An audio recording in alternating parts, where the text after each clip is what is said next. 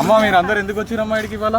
Sir మా ఇల్లులు పోతున్నాయని చెప్పి మాకు ఇక్కడ రోజు ప్యానిక్ క్రియేట్ చేస్తారు సార్. ఇక్కడ రివర్ బ్యూటిఫికేషన్ అని చెప్పి, మూసీ రివర్ బ్యూటిఫికేషన్ అని చెప్పి మా దగ్గర వచ్చి మేము వాళ్ళ ఎమ్మెల్యేని కలవడానికి వచ్చారు సార్. మా ఇళ్ళల్లో వచ్చేసి ఇక్కడ ఏంటో ఏం జరుగుతుందో తెలియదు. మేము మిడిల్ క్లాస్ వాళ్ళం. మా ఇల్లు మేము కష్టాతీతంగా ఉన్నాం. మా దగ్గర డాక్యుమెంట్స్ ఉన్నాయి, లీగల్ డాక్యుమెంట్స్ ఉన్నాయి.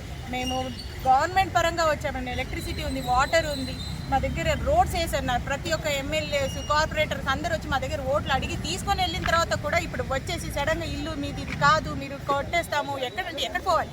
పిల్లలు ఇక్కడ చదువుకుంటున్నారు, ఉద్యోగాలు ఇక్కడే ఉన్నాయి. ఎక్కడ పోతాం? పెద్దలు ఉన్నారు ఇంట్లో, వాళ్ళని తీసుకొని ఎక్కడ పడాలి? రోడ్డు మీద ఎట్లా పడతాం? ఇచ్చే 2 BHKకి ఎక్కడికి వెళ్తాం మేము? ఎమ్మెల్యే గారు ఏం చెప్పారు మీకు? ఎమ్మెల్యే గారు ఏమంటున్నారంటే చూస్తాము చేస్తాము అంటున్నారు, కానీ ఎటువంటి ఏమి భరోసా చెప్పటం లేదు సార్. ఇప్పుడు గవర్నమెంట్ ఇచ్చే ఇళ్ళ గురించి మీ అభిప్రాయం ఏంటి? అది ఏంటి సార్? ఎక్కడో ఉంటే ఎలా వెళ్తాం సార్?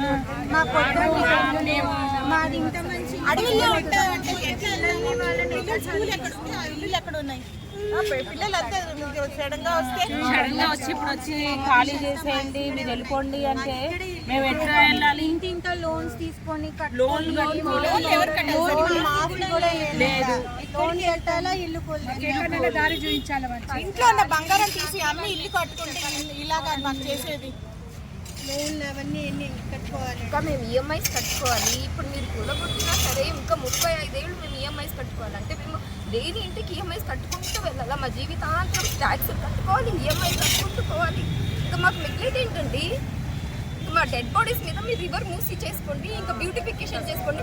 అందులో నేను ఖచ్చితంగా చెప్తాను, నీళ్ళైతే పారద్దు, మా బ్లడ్డే పారుతుంది. దాని మీద మీ పడవలు వేసుకుని తిరుగుతారు, మీ ఫ్యామిలీ వేసుకుని తిరుగుతారు, తిరగండి. ఆ ఉసిరంతా అన్ని మీకు తగులుతుంది. ఇంతమంది ఏడ్పించి మీరు ఏం బ్యూటిఫికేషన్ అండి?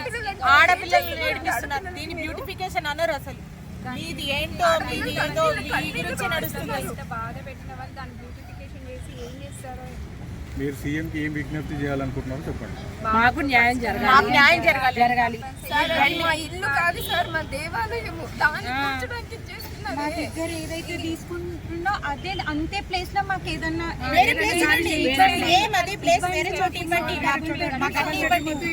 డబుల్ బెడ్రూమ్ అలాంటివన్నీ వద్దండి. మేమందరం వెల్ ఎడ్యుకేటెడ్స్. మా పిల్లల్ని తీసుకెళ్ళి అలాంటి దీంట్లో వేస్తే ఆ ఎన్విరాన్మెంట్ ఎలా పెరుగుతారండి?